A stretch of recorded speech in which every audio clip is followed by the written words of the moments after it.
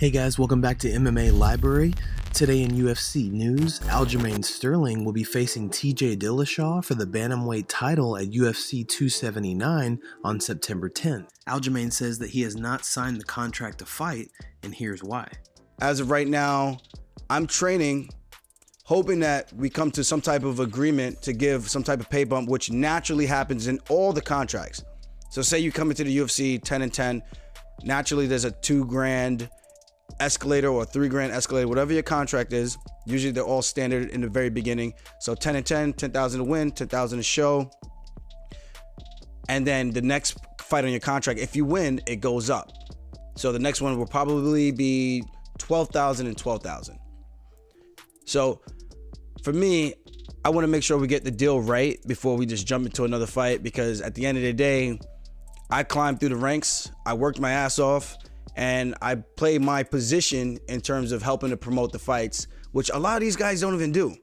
I'm here to be a company man, and at the same time, I want to look out for my best interests. Aljamain is coming off a split decision win over Peter Yan, and TJ is also coming off a split decision win over Corey Sandhagen. Conor McGregor posts new videos showcasing his stand-up power. There's no return date for Conor as of yet, but judging by his frame, it looks like he's preparing for a fight at welterweight.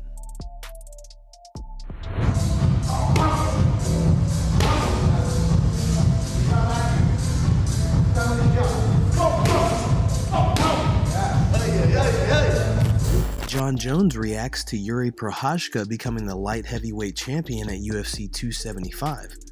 Jon tweeted, "Congratulations, champ," at Jiri. Jiri spoke to Ariel Helwani on the MMA Hour, and Jiri says that Jan Blachowicz is the most dangerous challenger in the division.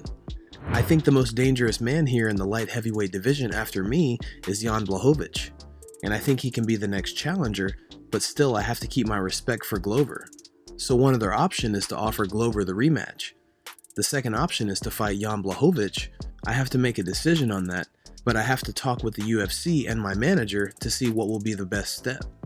Chael Sonnen recently said that it's possible that Valentina Shevchenko may not be as authentic as she comes off to be, and that it's all a persona. Chael says it's strange that Valentina has been fighting in the UFC for 7 years, and that she hasn't even so much as rubbed anyone the wrong way. She just hasn't picked a side. Anybody who has been in this organization as long as she has, and has never done anything to upset the audience, is probably being pretty insincere. If you're caught on camera for 7 years straight, in some of your glorious moments, and some of your most vulnerable moments, and you never scuff your knee on the side of offending somebody, of being unsportsmanlike, of challenge doing anything that will put you in a negative category, you're probably a very insincere person. You're probably acting and playing a character. Zabit Magomedshapirov announces his retirement from MMA. Zabit ended his career with a win over Calvin Kattar in November of 2019. He ends his MMA career with a record of 18-1. Zabit gave a farewell post on Instagram. "My friends, I know that many of you are waiting for my return. There was not a single day that someone didn't ask when my next fight was, but I decided to end my pro sports career. Disruptions of fights, and then health problems, all this did not allow me to perform or fight earlier. I have recovered now, but I don't feel the way I used to. Thank you to everyone who has supported me for such a long time. I didn't have time to become a champion, but I think even without this, I hope I was able to please and entertain you. I ceased to be an active athlete, but I'm not leaving the sport. I have something with whom to share my knowledge, so don't say goodbye, friends." Daniel Cormier explains why Khamzat versus Belal needs to be for the #1 contender spot. "These are two fresh challenges for the champion Kamaru Usman in a time where there aren't many fresh challengers. So yes, I am tapping in on this fight, and Belal Muhammad has earned his championship to finally stand in the spotlight against a guy like Khamzat." Stephen Thompson gives his perspective on Valentina Shevchenko's win over Taila Santos. Wonderboy talks about how intelligent of a fighter Valentina is, but during the fight, she didn't seem to be adjusting when she would make mistakes. This was her most questionable fight. And she was doing some questionable things. Right. You think that has to do with her doing the same thing that didn't work the first time? Do I think that? Yeah, absolutely. 100%. Right? Like, what was her mindset? Somebody as an intelligent fighter, which she is, you think, okay. And you could say the same thing about me, right?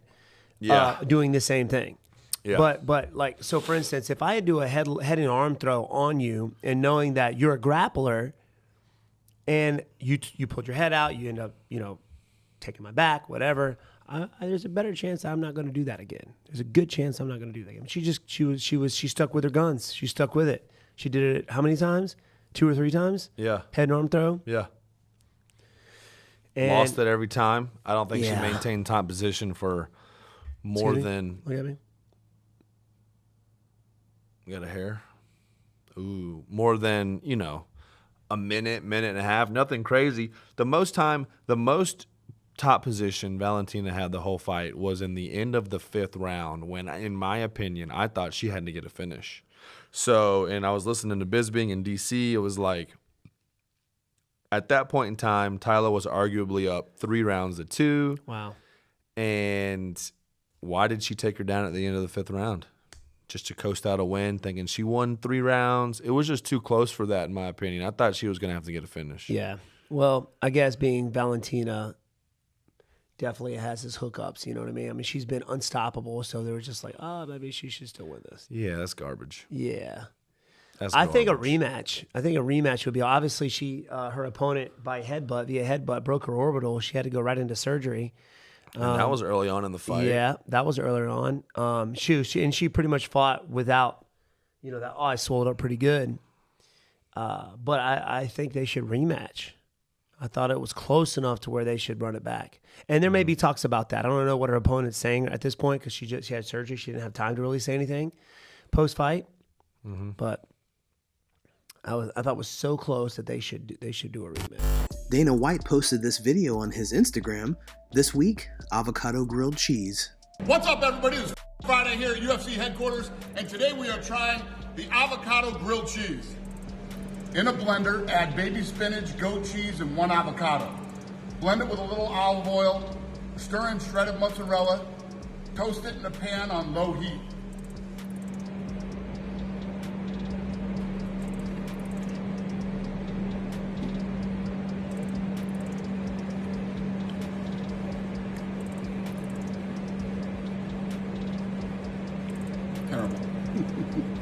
Terrible. Yeah, just get a grilled cheese. Jiri Prochazka shaves off his ponytail after UFC 275. Guys, thanks so much for checking out MMA Library. If you like the content we do here on this channel, please like and subscribe for all the latest MMA and UFC news. We'll see you in the next video.